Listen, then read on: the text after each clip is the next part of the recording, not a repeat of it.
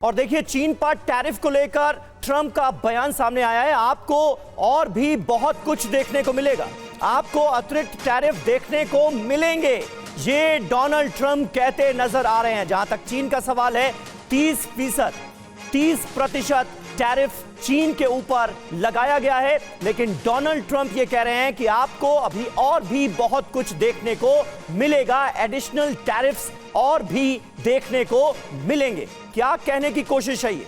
तो ट्रंप आने वाले वक्त में करेंगे क्या, ये किसी को पता नहीं है। जो कर दिया है उस पर सवाल पूछा जाता है तो कहते हैं रुकिए जरा आगे देखिए होता है क्या। ट्रंप के 50% टैरिफ का भारत के पास विकल्प क्या है, आइए जल्दी से आपको बताते हैं कि भारत अमेरिका को कैसे जवाब दे सकता है। ट्रंप ने ये जो 50% टैरिफ का फैसला लिया है, हमारे पास ऑप्शन क्या है। बड़ी बात यह है कि अतिरिक्त 25% टैरिफ के लिए 21 दिन की मोहलत दी गई है।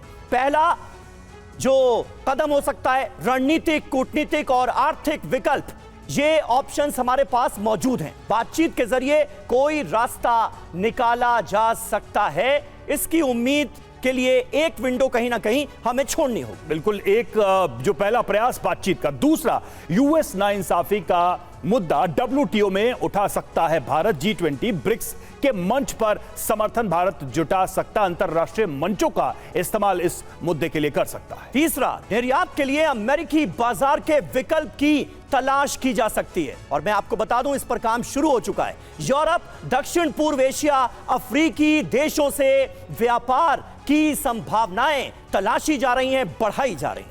चौथा, अमेरिका पर जवाबी टैरिफ लगा सकता है भारत। 2019 में बादाम, सेब, स्टील पर टैरिफ लगा चुका है, तो एक जवाबी कार्रवाई भी टैरिफ के बदले टैरिफ समीर हो सकती है। बिल्कुल, और हमारे साथ सिंघल साहब भी मौजूद हैं। सिंघल साहब, लेकिन इसे आप भारत की डिप्लोमेसी के लिहाज से कैसे हमारे दर्शकों को समझाएंगे? आखिर अमेरिका का भारत को लेकर ये बदलता रुख, ये टैरिफ में बढ़ोतरी, ये क्या है और क्यों है, ये भी देश समझना चाहेगा। समीर, इसके समझने के लिए हमें देखना पड़ेगा कि ट्रंप क्या करना चाह रहे हैं। प्रेसिडेंट ट्रंप जो है, उन्होंने अपने ये डिसाइड कर लिया है, क्योंकि उनके प्लेटफॉर्म में भी था कि वो अपने बूट्स जो है कहीं पर नहीं रहेंगे, कहीं लड़ाई नहीं, युद्ध नहीं करेंगे। और उन्होंने क्या किया है कि टैरिफ को जो है, वो जो वार की तरह टैरिफ वार उन्होंने छेड़ी है, क्योंकि वो कहते भी हैं कि मैं युद्ध की जगह टैरिफ से मैं लड़ाई करूंगा, लोगों को जो है झुकाऊंगा या अपने तरफ लाऊंगा टैरिफ का इस्तेमाल करके। और वो उनके, क्योंकि वो व्यापारी हैं, वो कहते हैं कि मैं जो है डील करने में विश्वास रखता हूँ। और जैसा कि अभी कहा गया कि वो ऊपर जाते हैं फिर नीचे जाते हैं, जैसे तो सर, लेकिन वार तो दुश्मन पर होता है ना। चीन से बड़ा दुश्मन भारत कैसे हो गया? चीन पर 30%, भारत पर 50%। बिल्कुल, आप जो कह रहे हैं बिल्कुल सही कह रहे हैं, क्योंकि जो भारत पर उन्होंने किया है उसके कारण मेरे विचार से है, उनके एक तो पर्सनल मेरे ख्याल से उनका इशू बन गया है, क्योंकि जो भारत और पाकिस्तान की जो लड़ाई हुई थी, उसमें जो सीज फायर का उन्होंने क्रेडिट लिया था, जिसके लिए भारत ने उनसे कहा कि भाई आपने नहीं किया। पाकिस्तान ने उनको नोबेल प्राइज़ दिलवाने की कोशिश कर रहे हैं, उनको नॉमिनेट किया, क्योंकि ये बहुत हम सब जानते हैं कि प्रेसिडेंट ट्रंप जो है बहुत ईगोइस्टिक आदमी है, तो वो अपने पर्सनल ईगो के लिए। नहीं, तो आप कह रहे हैं कि दूरदर्शिता नहीं है इन सब फैसलों में।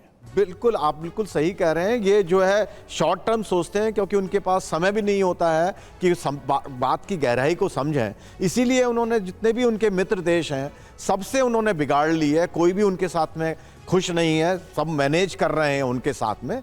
तो भारत के पास, जैसा कि आपने अभी कहा कि हमारी भी अप्रोच जो है मल्टी लेयर्ड होगी। जैसा कि हमारी कुछ रेड लाइन है, जिसके बारे में अभी प्रधानमंत्री जी ने ही बताया, आपने भी बताया कि डेयरी सेक्टर, एग्रीकल्चर एक ऐसी रेड लाइन है जिसको हम अफोर्ड नहीं कर सकते कि उसमें हम वहाँ समझौता करें उनके साथ में। कुछ कंसेशंस हो सकते हैं, जो कि डिस्कशन होगा, क्योंकि अभी 25 तारीख को अभी इनकी जब टीम आ रही है तो उसमें होगा। ये भी मैं बता दूं कि एक्चुअली जो हमारी जो छोटी एक डील थी वो तैयार हो चुकी थी, लेकिन प्रेसिडेंट ट्रंप उस पर एग्री नहीं किए खुद पर्सनली, जबकि टीम उनकी एग्री कर गई थी, क्योंकि उनके विचार से ये जो है जिस तरह के अनाउंसमेंट वो करना चाहते वो लेकिन भारत ने तो एक लकीर खींची दी है कि कहां पर भारत कोई समझौता नहीं करेगा। किसानों का मुद्दा है, चाहे पशुपालकों का मुद्दा, ऐसे जो सेक्टर्स हैं यहां पर कहीं कोई कॉम्प्रोमाइज नहीं होगा। ये एक लाइन, एक लकीर ट्रंप के सामने प्रधानमंत्री मोदी ने स्पष्ट कर दी है, खींच दिया। और इसके बाद अब क्या